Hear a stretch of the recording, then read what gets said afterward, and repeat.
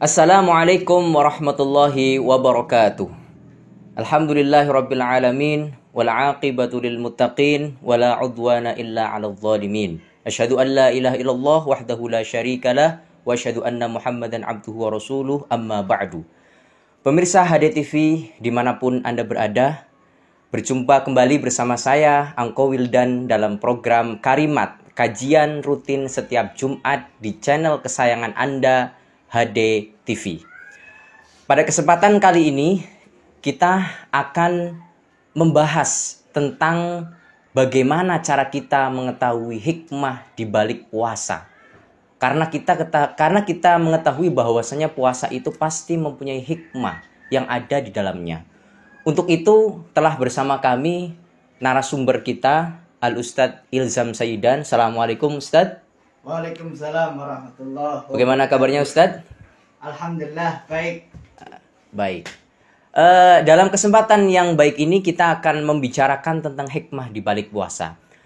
Saya akan memulai dengan dalil ayat Al-Quran di mana Allah Subhanahu wa Ta'ala di dalam surat Al-Baqarah ayat 183 Allah berfirman, A'udzubillahi minasyaitonirrajim. Bismillahirrahmanirrahim. Ya ayyuhalladzina amanu kutiba alaikumusiyam kama kutiba alal ladzina min qablikum la'allakum tattaqun.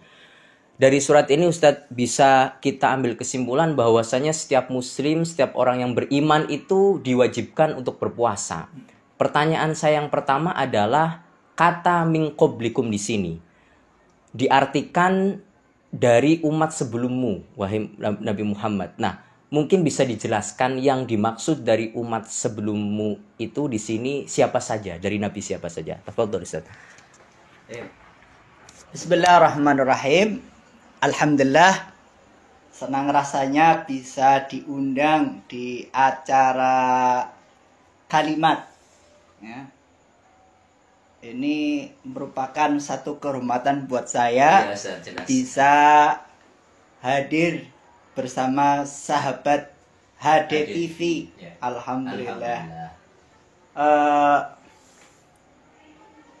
Meskipun dengan sedikit rasa berat kita bisa hadir di sini karena biasanya kita main ke sini tuh tujuannya ngopi, nyantai dan sebagainya. Kali ini kita datang malah ditanya macam-macam. Oh iya. Ini satu hal yang ya, tapi bagaimanapun kita tujuannya hanya imtisalan liqauli sallallahu alaihi wasallam ballighu anni walau ayah. Jadi saya ditanya ya pertanyaan yang tidak mudah sebenarnya. Ya, ini bukan karena saya yang paling tahu, saya hanya bisa sharing saja ya, dan menjawab apa yang saya tahu. Jadi banyak referensi, banyak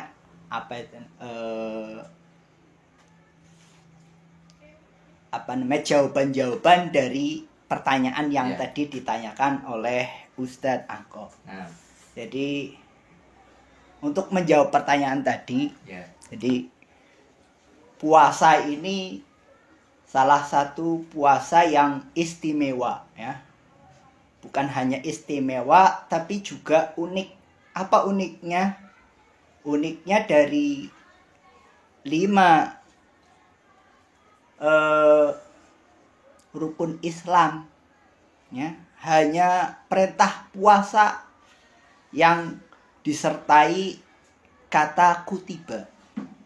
Karena seperti yang kita tahu, perintah-perintah Allah yang lainnya di rukun Islam seperti sholat contohnya itu langsung direct wa aqimus sholah, zakat wa atuz zakah.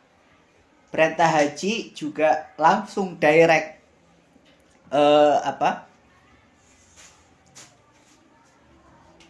wa atimul hajja wal umrata lillah. Wa atimul hajja wal umrata lillah. Sementara puasa itu pakai kutiba.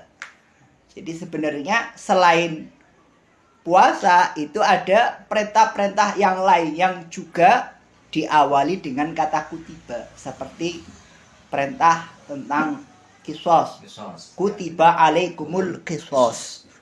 Terus juga ada perintah tentang al-qital, kutiba alaikumul qital wa huwa kurhul lakum, al-ayah ya. Terus juga tentang wasiat ya, kutiba alaikum idza hadara ahadukum al-maut in taraka khairanil wasiyah, al-ayah.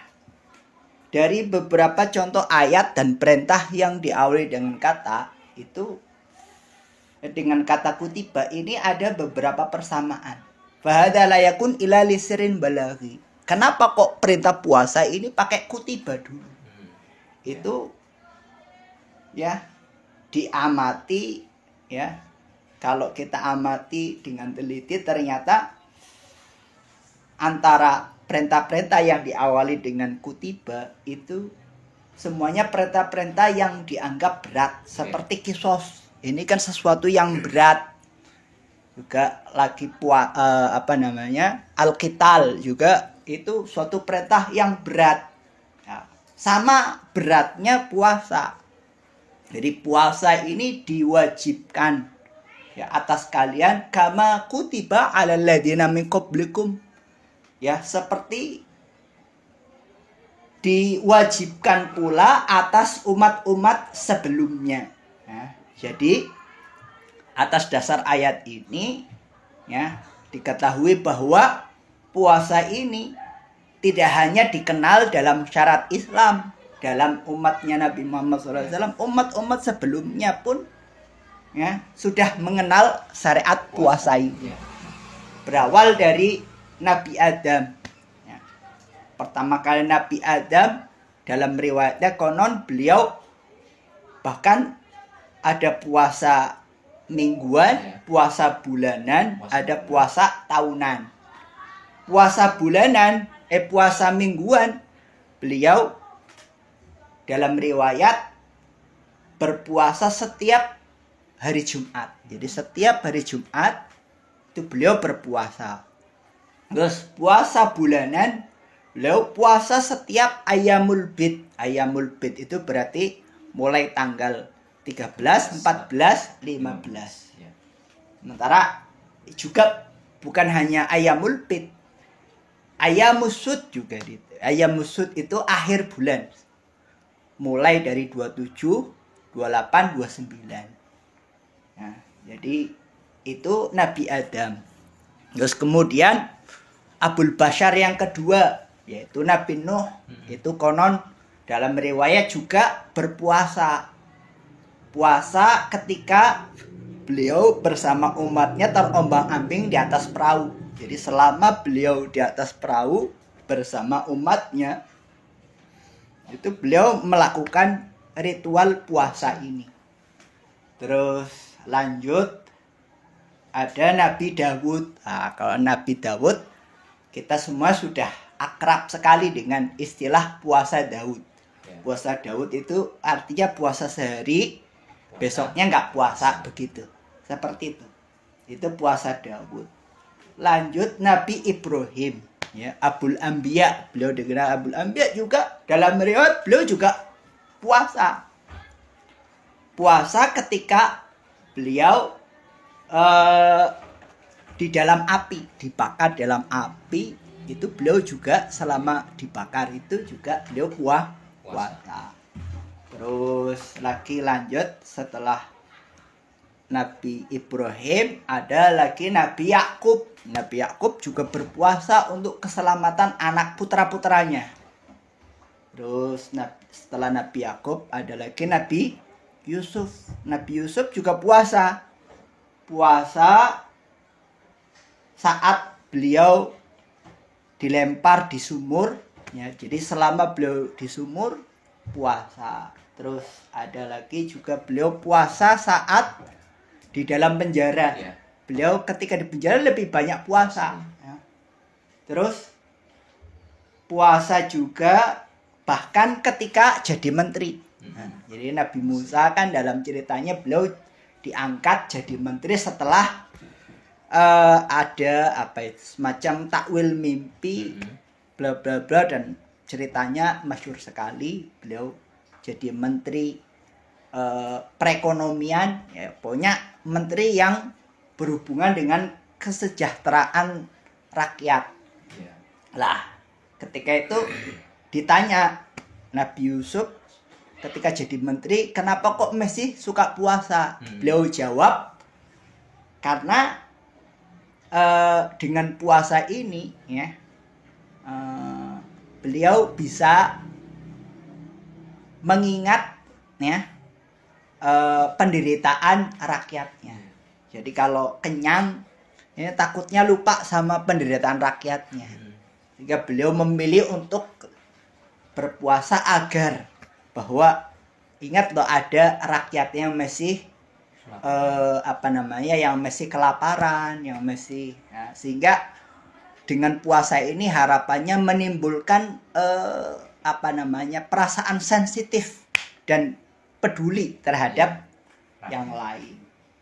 Nabi Yusuf, lanjut juga Nabi Musa. Nabi Musa konon juga ketika bermunajat ya menghadap kepada Allah di Bituril Aiman, bijani Bituril Aiman ya, di Gunung Sina, beliau juga puasa. Wa wa'adna Musa 30 lailatan wa atmamnaha bi'ash ya. Jadi selama 40 hari ya 40 malam beliau puasa.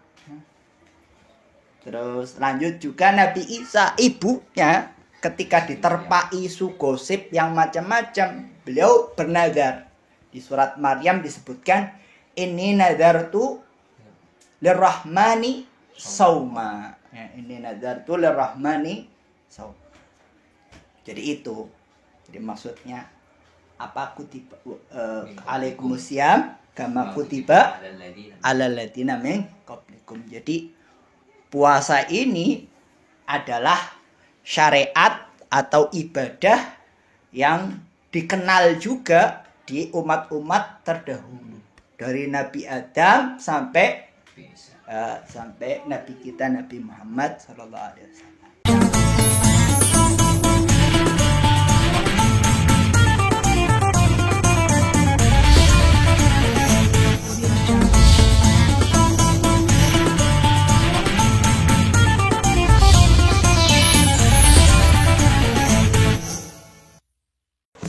Dalam tradisi Jawa juga ya dikenal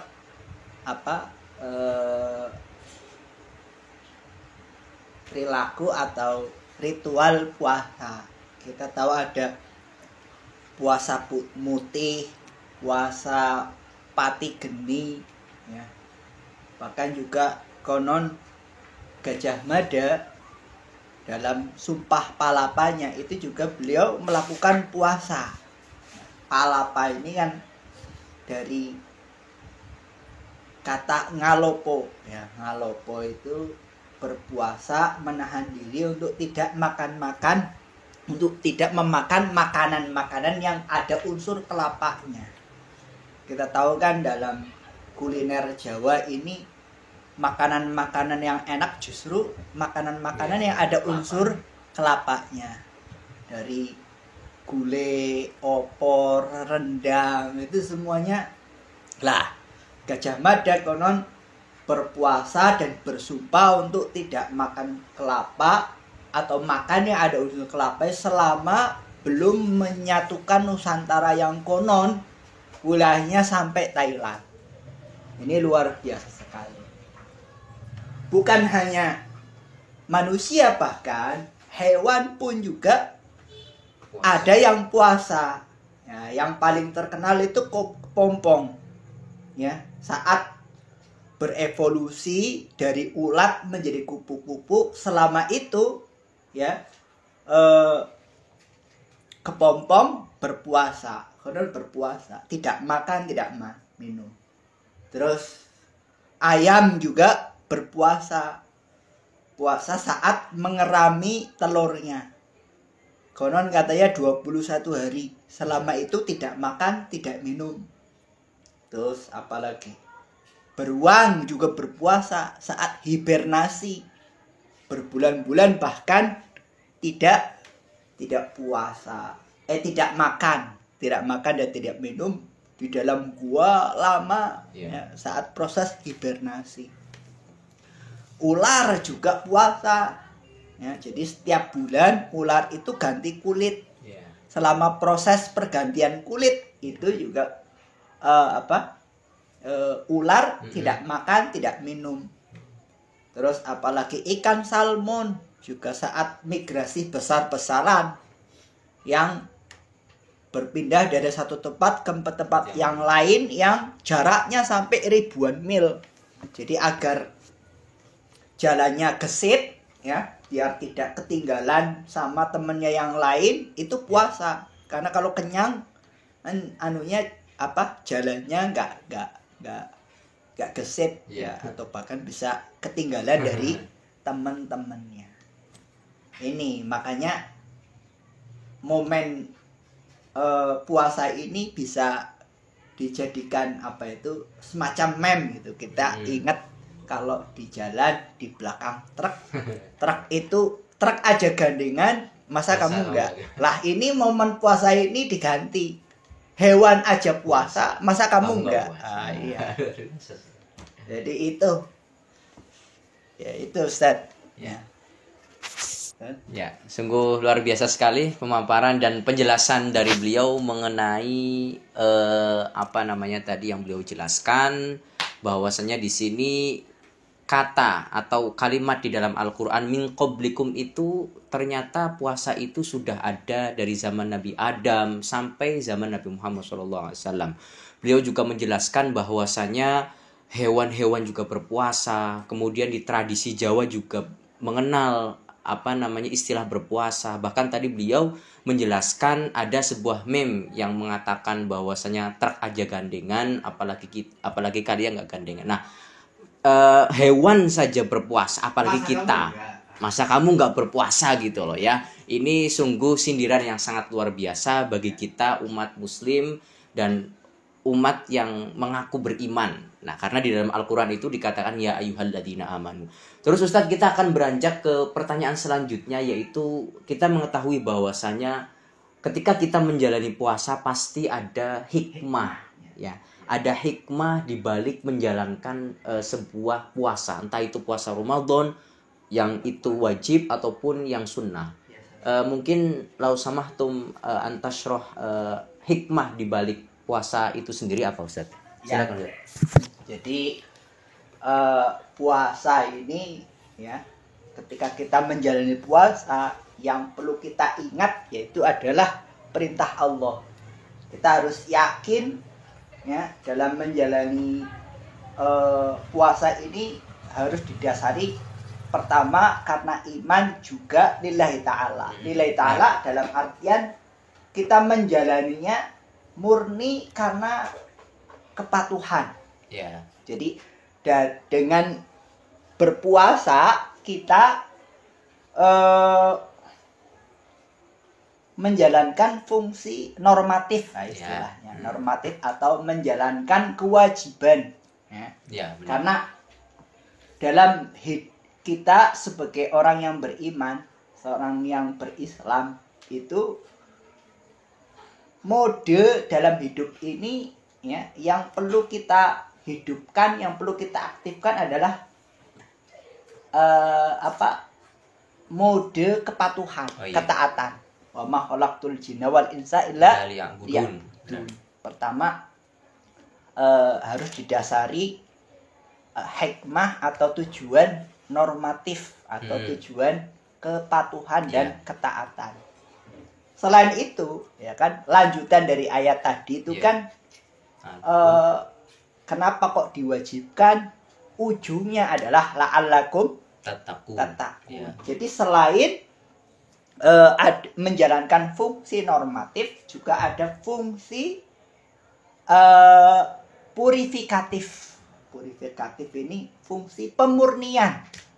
Jadi kita puasa agar menjadi jiwa yang bertakwa, menjadi jiwa yang bersih, Sehingga hanya dengan jiwa yang bertakwa, hanya jiwa yang bersih ini kita dapat dengan mudah, dengan sukarela melaksanakan kebaikan-kebaikan dan menjauhi apa yang dilarang. Itu kan makna takwa. Makna takwa diantaranya kan adalah imtithalul awamir wajtinab az-zawajir. Ya. Banyak tentu referensi-referensi atau pengertian dari takwa. Imam Ali al-khauf minal jalil wal amalu bitanzil. Ya kira-kira maksudnya sama ya dengan ibarah yang berbeda. Al-khauf minal jalil wal amalu bitanzil. Ya. Terus selain purifikatif ya. Jadi hanya dengan jiwa yang bertakwa, jiwa yang bersih ya. Purifikatif mungkin kalau dalam dunia medisnya itu dikenal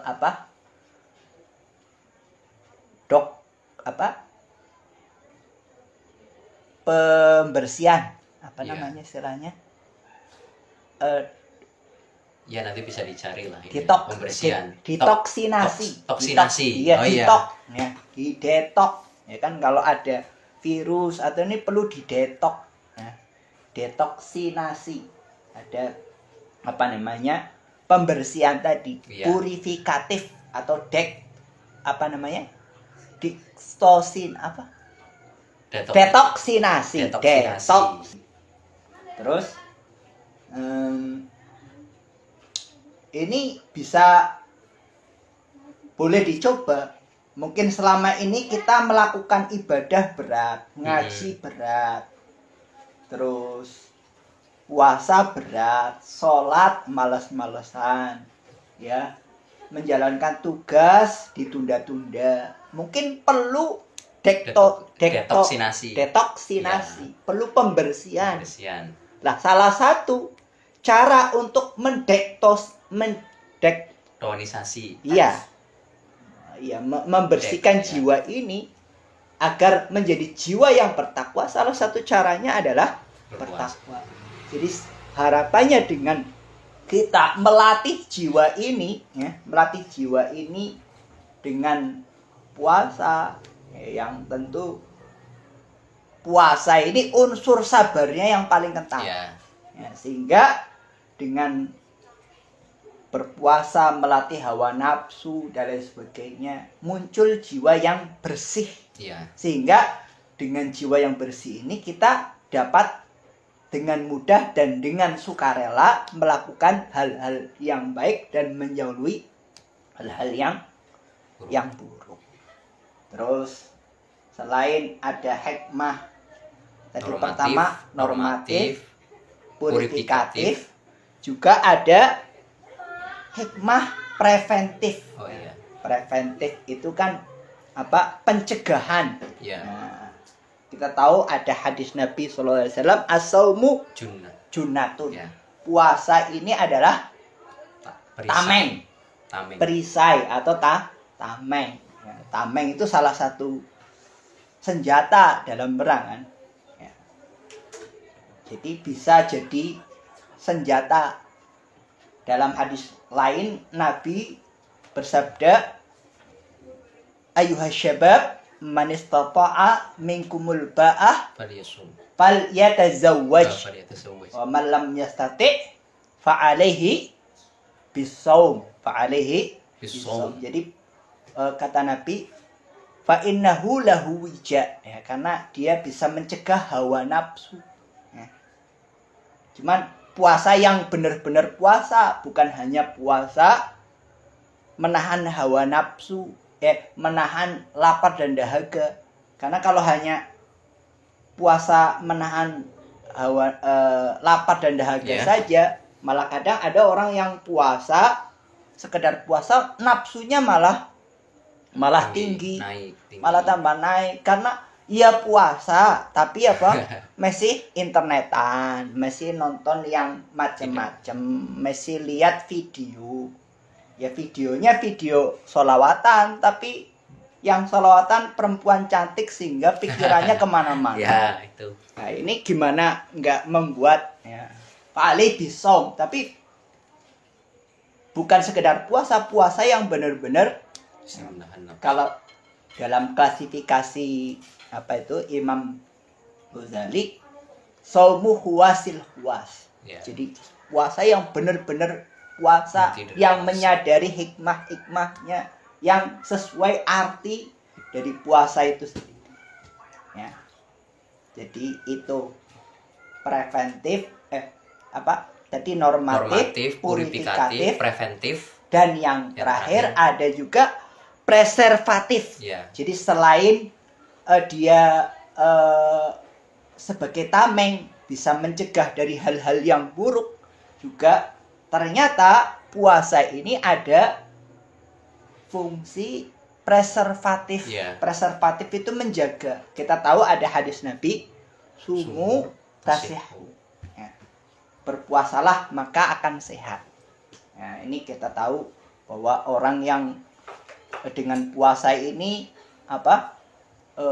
tekanan darah bisa menjadi normal. Jadi bagi orang yang punya penyakit darah tinggi terutama dianjurkan puasa. Sehingga dengan puasa ini tekanan darahnya bisa, tentu ahli medis ini lebih tahu. Kita tahu juga orang yang mau operasi, praoperasi kan juga disarankan oleh dokter untuk puasa juga. Jadi selain tadi manfaat-manfaat yang lainnya juga ada nilai dan fungsi preservatif. Sumu tasihu. Jadi seakan-akan kita dalam hidup ini selama setahun dipaksa untuk kayak running jalan cepat. Nah ini dia itu puasa ini semacam remnya. Jadi selama di bulan-bulan lain kita tuh ngegas, ini dalam hidup ini sesekali perlu ngerem, perlu evaluasi. Lah, momen Ramadan ini kita gunakan untuk ngerem tadi atau untuk evaluasi diri, untuk meningkatkan yang pada ujungnya adalah la'allakum tattaqun. Selain juga bisa menurunkan tekanan darah, puasa juga ternyata adalah ibadah yang paling disukai oleh terutama kaum hawa. Karena puasa itu ternyata juga bisa bisa menurunkan berat badan, ya. Jadi selain bisa menurunkan tekanan darah, juga bisa menurunkan berat badan atau diet. Jadi itu Ustaz. Ya, pemirsa HDTV, di ujung acara ini moderator ingin menyampaikan beberapa kesimpulan yang telah dijelaskan oleh beliau tadi mengenai hikmah dari puasa itu sendiri. Kami telah merangkum beberapa hikmah dari puasa. Yang pertama adalah puasa itu bersifat normatif. Dalil yang bisa kita ambil adalah surat Al-Baqarah yang sudah di awal kami jelaskan, ya ayyuhalladzina amanu kutiba alaikumusiyam. Kalian semua itu wahai orang mukmin diwajibkan untuk berpuasa. Kemudian juga beliau menjelaskan bahwasanya puasa itu bisa bersifat purifikatif. Artinya purifikatif ini adalah ujung atau ending dari puasa sendiri itu adalah membentuk kita menjadi pribadi yang takwa. Takwa dalam artian di sini adalah imtitsalu awamirillah, menjalankan semua perintah Allah dan juga menjauhi apa yang dilarangnya. Kemudian beliau juga menjelaskan bahwasanya puasa itu tadi bersifat preventif, ya. Artinya puasa itu adalah sebagai tameng atau sebagai perisai. Perisai untuk kita untuk tidak melakukan perbuatan-perbuatan yang buruk ketika kita menjalankan ibadah puasa itu sendiri, baik itu puasa wajib maupun puasa sunnah. Kemudian yang terakhir itu adalah bahwasanya puasa itu hikmahnya juga bisa bersifat preservatif, ya. Artinya preservatif ini adalah berdasarkan hadis Nabi juga tadi yang beliau jelaskan adalah sumu tasihhu, berpuasalah maka kalian akan sehat. Artinya puasa juga bisa menjadikan orang yang tadinya punya penyakit seperti tekanan darah tinggi dan lain sebagainya, dengan berpuasa itu bisa menurunkan tekanan darah tadi. Luar biasa apa yang telah dipaparkan oleh beliau tentang hikmah di balik menjalankan puasa, maupun itu puasa wajib ataupun sunnah. Kita bisa ambil kesimpulan bahwasanya Allah telah memerintahkan kita berpuasa itu tidaklah sia-sia. Artinya apa yang akan kita jalani puasa itu untuk diri kita sendiri, dan Allah lah yang akan membalasnya, seperti dijelaskan dalam hadis qudsi, wa ana ajzi bihi, dan sayalah yang langsung akan membalasnya. Pemirsa Hidayah TV dimanapun Anda berada, demikianlah kalimat episode kedua kali ini. Semoga apa yang beliau Ustadz Ilzam Sayyidan sampaikan tadi dapat bermanfaat buat kita, dan yang paling penting adalah kita bisa menjalani sisa-sisa puasa di Ramadan ini jadi lebih baik, dan kita akan istilahnya terbentuk menjadi orang-orang yang bertakwa, orang-orang yang dekat dengan Allah Subhanahu wa taala. Pemirsa Hidayah TV, sekian dari saya moderator Angko Wildan beserta narasumber kita Al-Ustadz Ilzam Sayyidan pamit undur diri. Wassalamualaikum warahmatullahi wabarakatuh.